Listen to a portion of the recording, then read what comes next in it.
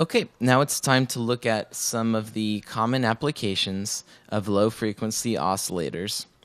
And in so doing, we'll be getting an even better grasp of what's going on within the LFO. So the first application we'll talk about is tremolo. This is a very common effect. For example, there are tremolo pedals for a guitar, and what it is a swelling in and out of volume. So if you were thinking about how to apply an LFO to a certain parameter in order to accomplish this in and out cycling of the volume, how would you do it? Well, what we're going to do is we're going to take LFO number 5 and put it into the amplitude of oscillator 1. So all we have to do is click this crosshair icon to the right of the LFO. And then I can move over to the modulation target, which is one of these boxes. And I'm going to bring the amplitude knob down a little bit. And now I'm going to create a range by clicking on that number 5 and dragging up. You'll notice something different from the envelopes. The LFO has a bipolar modulation range. That means you can see there's gray on one side and green on the other side, and that means there's a positive pole and a negative pole. So this is where the signal will be going up, and this is where it's going down, and you can see that in the phase of the waveform in the graphical display. So let's hear how that just sounds raw, and then we'll tweak our LFO a little bit.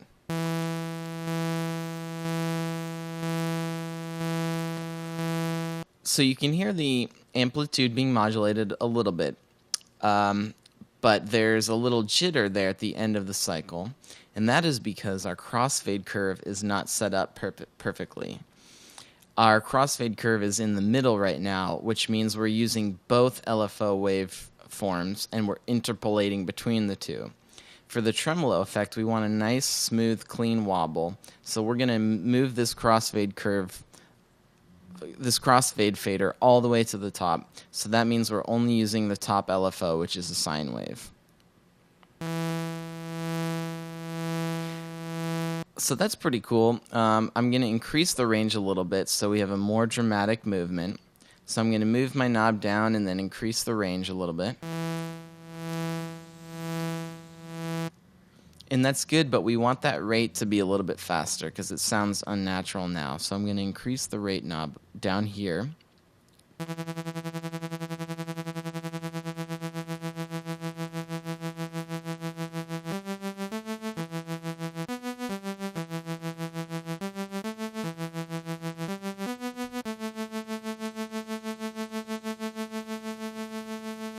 Maybe decrease the range a little bit so it's not such a strong modulation.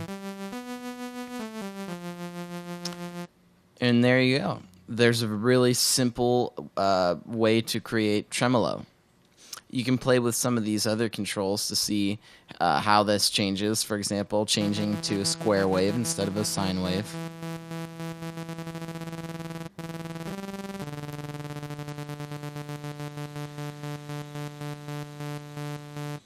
Triangle wave here. Sounds a lot like the sine wave, but it's a little bit sharper of a peak. So now let's talk about vibrato. Vibrato is another really common effect. I'm going to reset the phase here of my sine wave like this. And now I'm going to take this LFO and put it in a different parameter in order to create a vibrato effect. Vibrato is similar to tremolo, but instead of modulating the amplitude, the vibrato will modulate the pitch of our sound. So guess for a moment where we might drag this modulation handle in order to control the pitch. This is a little bit tricky because I don't think we've done this yet, but let's take it over here to the modulation box below the pitch box on our oscillator 1. Now to the right we have a numerical value and this will be the pitch range that we can assign. And we can do so by dragging this either up or down. I'm only going to increase it 1 semitone. And our numerical value here goes up in semitones and cents. So 1 semitone, again, would just be like a half note on a piano. Since the LFO is bipolar, using this in the pitch modulation slot will actually cycle between 1 semitone above the root note and 1 negative semitone below it. But all I have to do is set it to 1.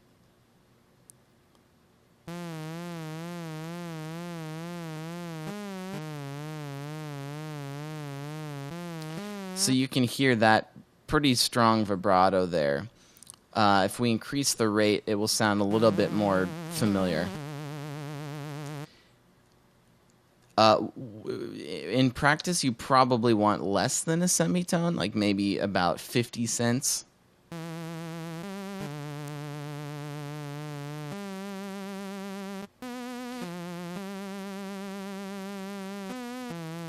That sounds about more, a little bit more like an actual vibrato sound that you would hear. Now let's try something a little bit more interesting, a little bit less common. We're going to set up a band reject filter in filter number 1. Let's change this first oscillator wavetable to something kind of cool, like maybe the duck organ. Sounds like this without the filter. It's kind of digital sound. So we'll set up this filter, reactivate it, bring the cutoff up a little bit.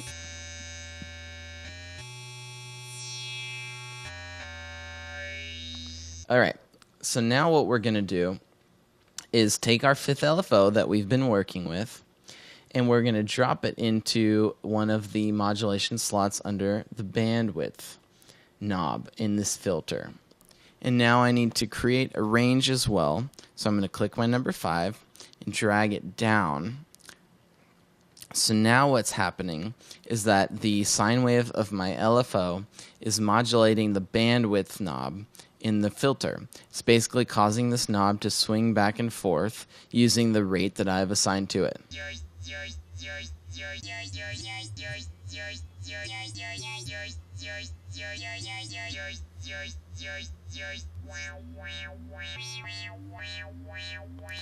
Now I can sync that up to the global tempo by clicking the sync button and choosing a different ratio.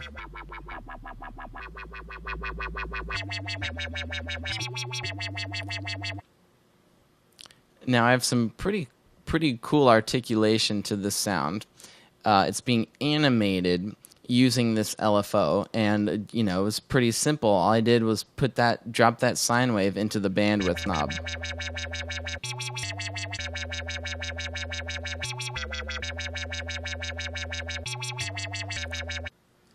So now let's mess with this internal envelope a little bit. We'll drop it into the crossfade curve down here and create a range by clicking that AD and dropping it down.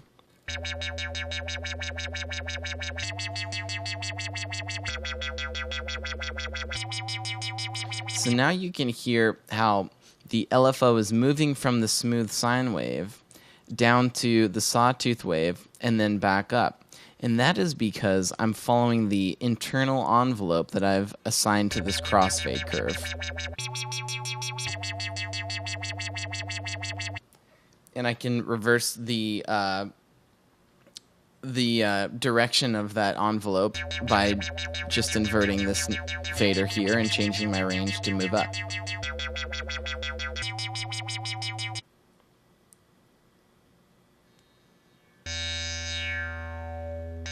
If I reduce the ratio, then I'll have a slower cycle like this.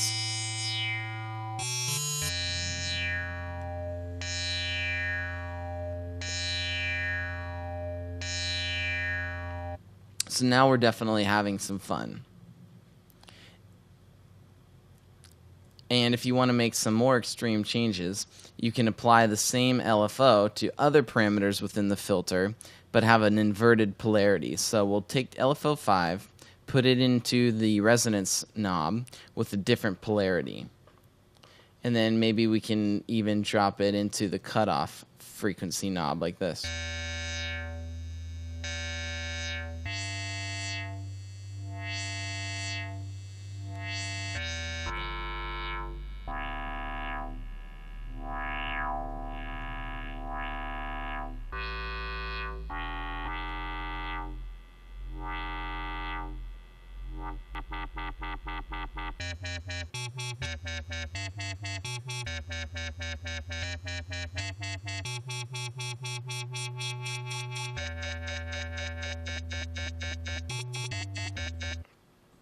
So you can see that if you play with some of these parameters, you can create some really interesting effects, some of them by accident, some of them on purpose. And that's pretty cool. And right now we're only working just with one LFO. So imagine what you can do using multiples. So now let's talk about sidechain modulation.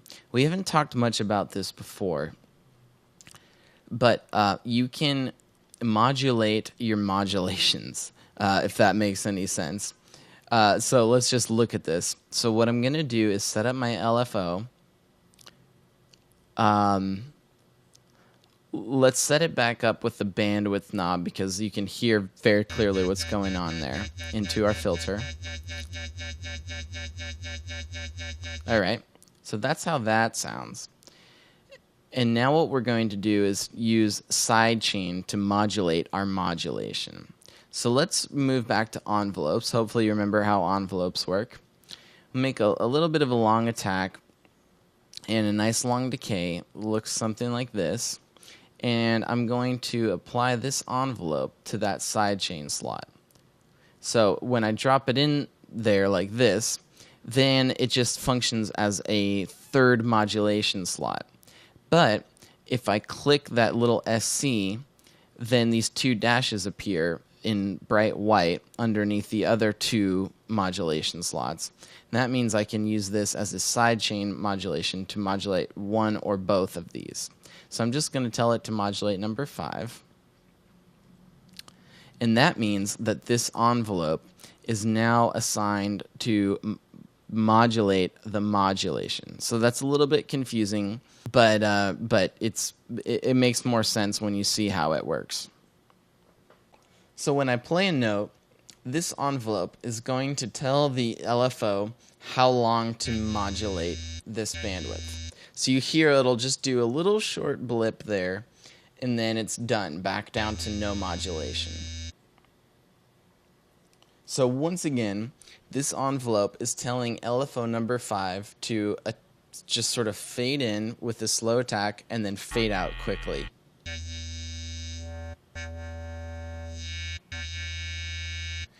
And we can reduce the attack so that it starts right away and then fades out, increase the decay.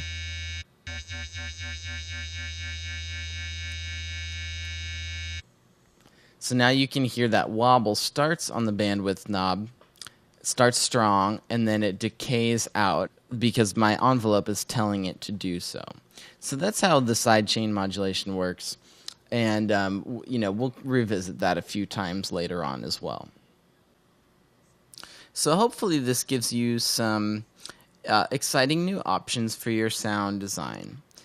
The possibilities really are quite endless when it comes to using LFOs, because right now we're only using one LFOs and we're just using it on similar controls to layer the effect.